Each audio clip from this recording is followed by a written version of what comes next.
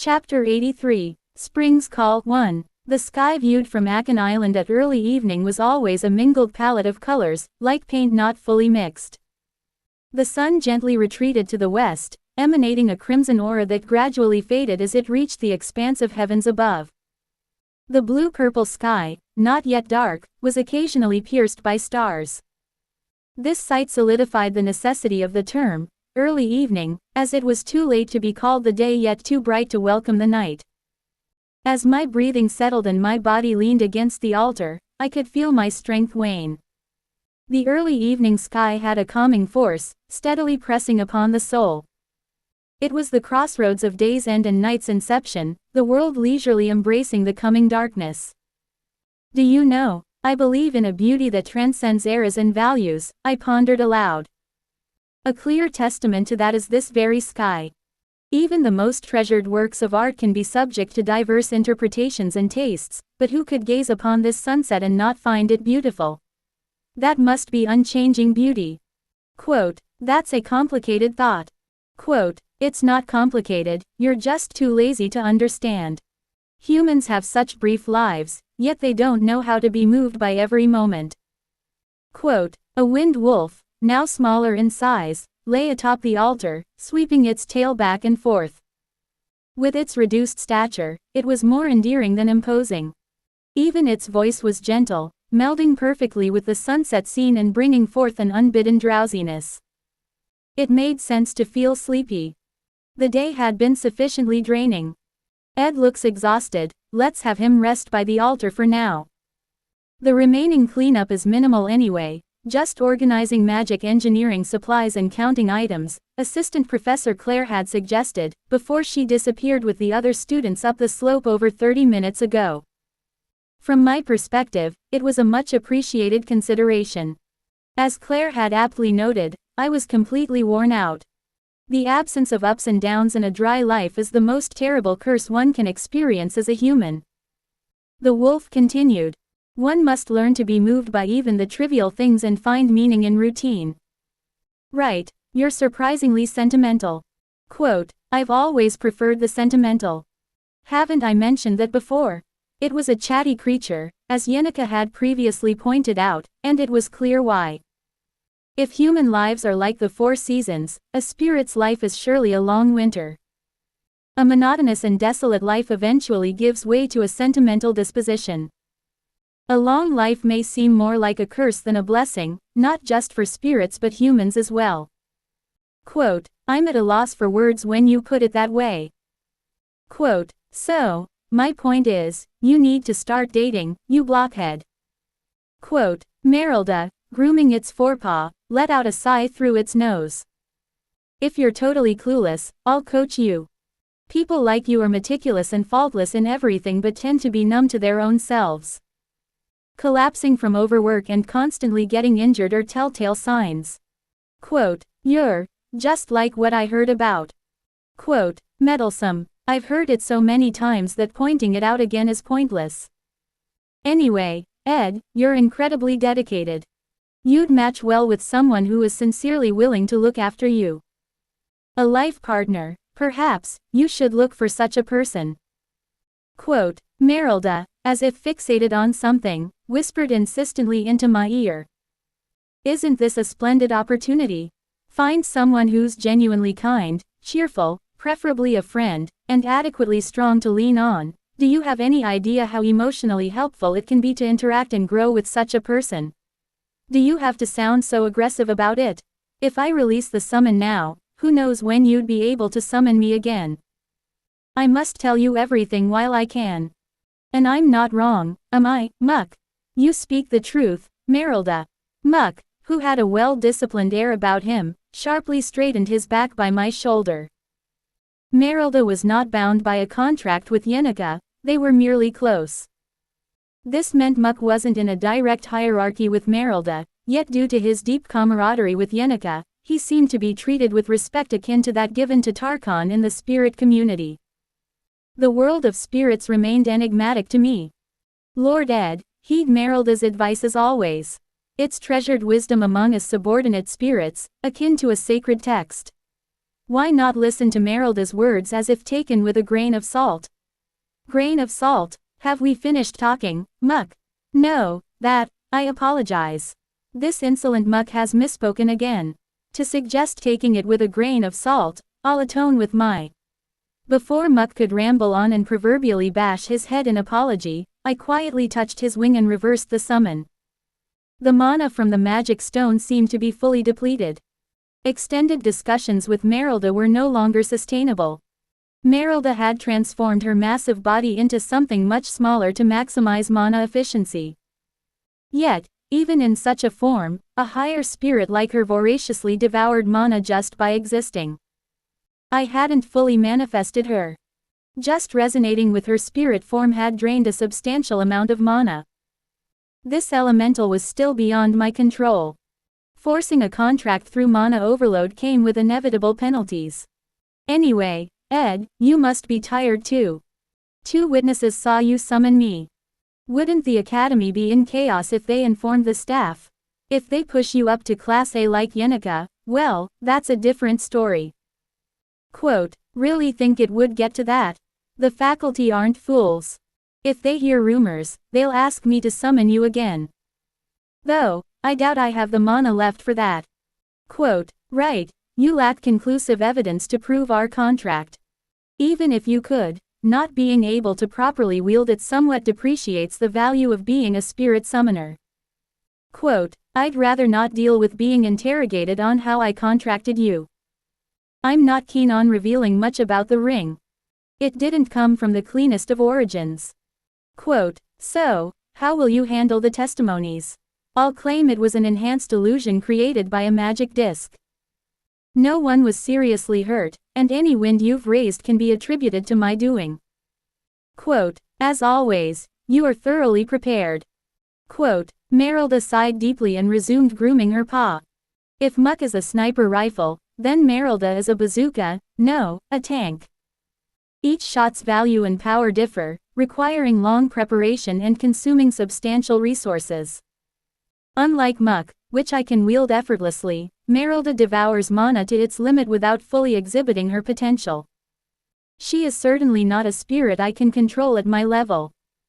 To utilize Meralda effectively, as I had by using the mana stones provided by the Academy, external mana sources become essential. Yet these are incredibly inefficient compared to mana naturally formed within the body. Thankfully, I've dabbled in magic engineering. It's one of the deepest fields concerning mana efficiency and resonance. With proper magic engineering, I may develop a systematic alternative to manage Meralda's requirements, something more sophisticated than primitive methods like mana stones. By the way, Yenica seemed quite down. Do you know anything? Yenica's melancholic gaze into the fire came to mind. After all, to Meralda, Yenica was a dearest friend among friends. Oh, worrying, are we? Of course, I am. Oh my, hee. Meralda, trailing off with a mischievous smile, said. I wouldn't spill something Yenica refrained from sharing. However, some concern on your part wouldn't hurt. While you're at it, why not show a bit of care, attend to her, maybe even hang around and wait. You should work on breaking the habit of slipping into monologues mid-conversation. Quote, sorry about that. Guess I've picked up some habits from Yenica. Quote, Meralda shook her tail a few times and then straightened up, gazing at the sky now smeared with red twilight. Yenica needs some internal growth too. The ways of the world are like that. Being naively kind doesn't mean the world will return the favor. Right now, you don't have much to do. Just be patient and stay put. Stay close. Quote, gone was Meralda's playful tone, replaced with a whisper as she continued staring skyward. I told you, a spirit's life is but a long winter, whereas human life resembles the diverse seasons. For Yenica, this is a long winter. Quote, though she spoke as if it were nothing, I could clearly feel through her voice the concern and implicit trust she held for the evolving spirit summoner. Despite her verbal assurance, it was evident she worried. But the steadiness in her voice was more reassuring than unsettling. But remember, spring always comes. After all, seasons are cyclical. Quote, that's hopeful of you to say. Quote, "Oh, I'm naturally optimistic. Pessimism doesn't help. So, should we wrap this up? I've guzzled enough of your mana as it is." Quote, "Indeed, even when Meralda took the form of a small wolf, she still consumed an unbearable amount of mana. Just because you're smaller doesn't mean you're easier to handle. Quote, I happen to be on the costly side. You see, even this tiny form is uncomfortable for me. Among all the forms I can take, this is the most considerate for your mana efficiency." Quote, "Really? You have other forms?" "Of course, but assuming my true form is most comfortable. And among those, the wolf form is superior." Quote, "And so," Meralda's voice regained a playful note. "What, you'd prefer a more beautiful girl form? I can do that, but I wouldn't recommend it. Your mana wouldn't sustain such a delicate form. Fine for eye candy, but impractical." Quote, "Enough. No use talking about unnecessary things. I just didn't think there was such a big difference in mana efficiency between the large wolf form and this current one." Quote, "Ah, you're unaware. Since you used mana stones to compensate, you couldn't detect the difference properly. Mana from such stones is naturally dull compared to that formed within the body." Quote, "Gradually, the wolf form began to dissipate into the wind like mist. The mana, forcibly stored within, escaped, and the resonance with the spirit weakened. It would likely not be until after the vacation that I'd be able to resonate again. A spirit like me doesn't contract with just one person. Did you really think you could handle all the mana alone?" As she began to vanish, bidding a temporary farewell, Meralda added no further words. Finally, alone atop the altar, the last of the sunset faded away. Shadows tilt and lengthen. Other than the occasional sound of the wind rustling the trees, complete silence envelops the area. Quote, "Though I had told myself to rest, I forced my body up and looked towards the altar's steel. Mulling over Meralda's words, I sighed deeply at last. The steel stretched toward the vast sky. Gazing earnestly at its peak, I placed my foot on a protruding part next to the steel and I began to climb." What is it, Senior Onyx? "Ah, no, I thought I saw someone on top of the altar just now. Maybe I saw it wrong." My sore body ascended with difficulty, stepping on the side projections of the steel and reaching the top. A solitary altar standing in the clearings of the Oran Mountain's peak. There hardly seems to be any place for someone to hide. It might be more suitable to say that they are simply not visible. Eventually, I reached the top of the steel. The highest point of the Oran Mountain. With no obstructions, the full view of Akan Island unfolds before my eyes. Standing straight against the fluttering wind, everything else fades and it seems as though I'm floating in the air."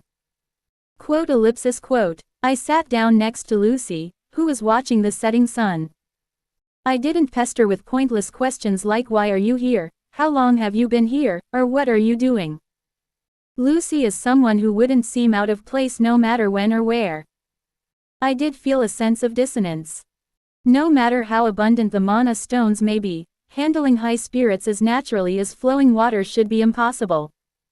The mana required for manifestation or communion came entirely from my own power, but during combat, the full strength of Meralda was drawn out by a different source of mana. If there was a power capable of intervening in the manifestation of Meralda's energy, it would surely belong to someone who made a contract with Meralda, and there could only be one suspect. I didn't expect you to help. I appreciate it." Quote, "It felt wrong to ignore it." Quote, "If Lucy had been sitting here from the start of the test, that meant she likely witnessed most of what transpired on Oran Mountain. It's a hypothetical situation. Even if I ultimately could not prevent the new students from overpowering me alone, I doubt Lucy would have sat idly by.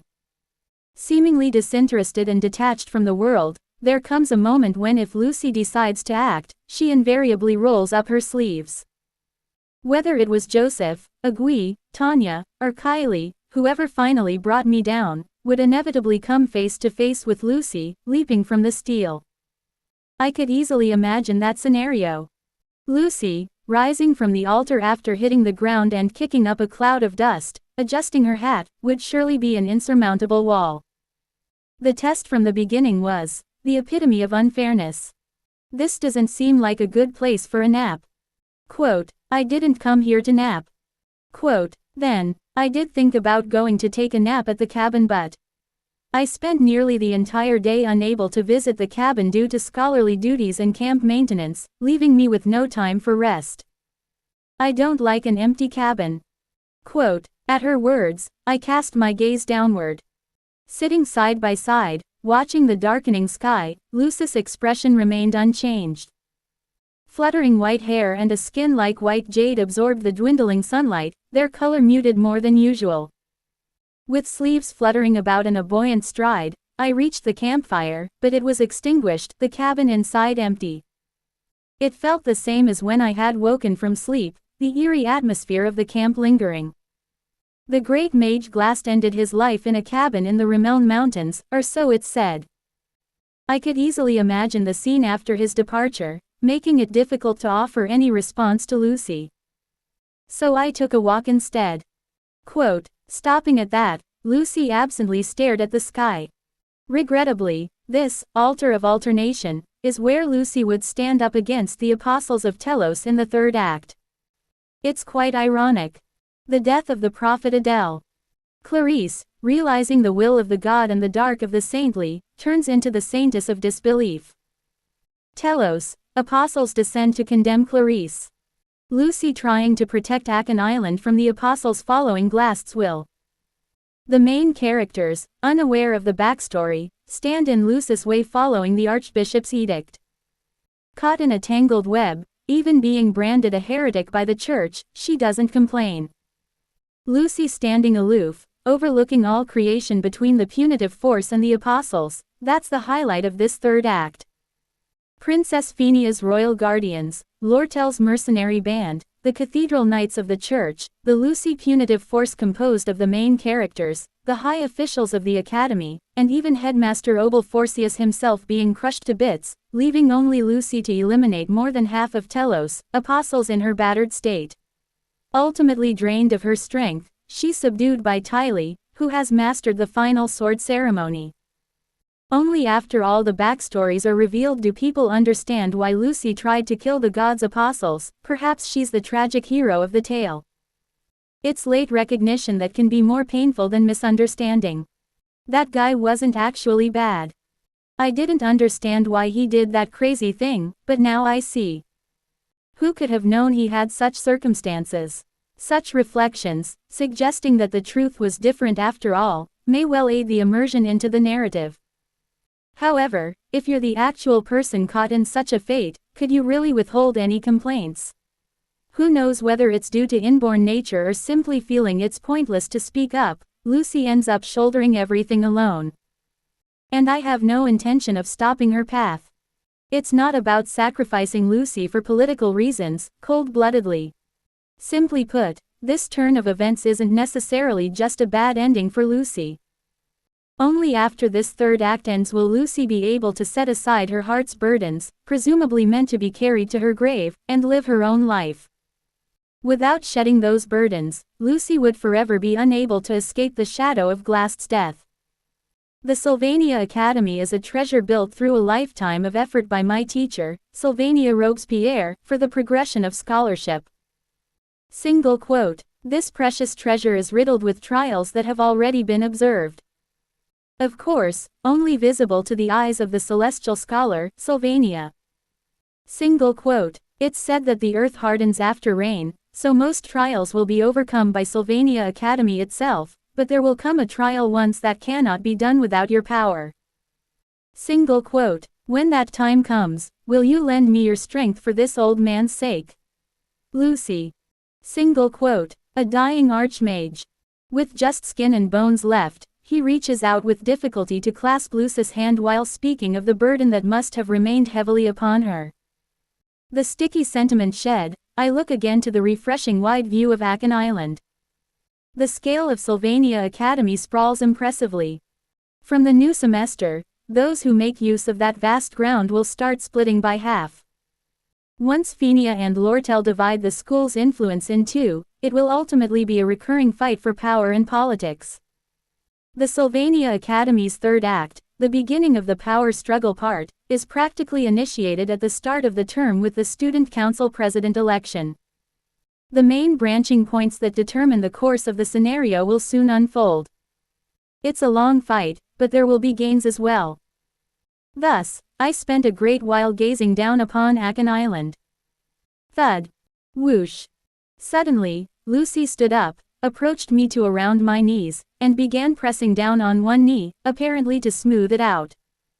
Once satisfied with the work done, she laid on her stomach, and as if it were nothing, she spoke up. I realized this recently. Absent-mindedly flailing her arms, she continued. I guess I get lonely. Quote, it wasn't quite natural for her to come up to the peak of Oran Mountain under the guise of a walk. Next time I plan to leave the cabin empty for long, maybe I should let her know. But since Lucy is everywhere at once, I don't really have anything to say. The last rays of the setting sun gradually fade as the sky starts to be overtaken by stars. The changing of day to night, the changing of seasons. Night falls. And spring comes. Asterisk. You've arrived earlier than expected.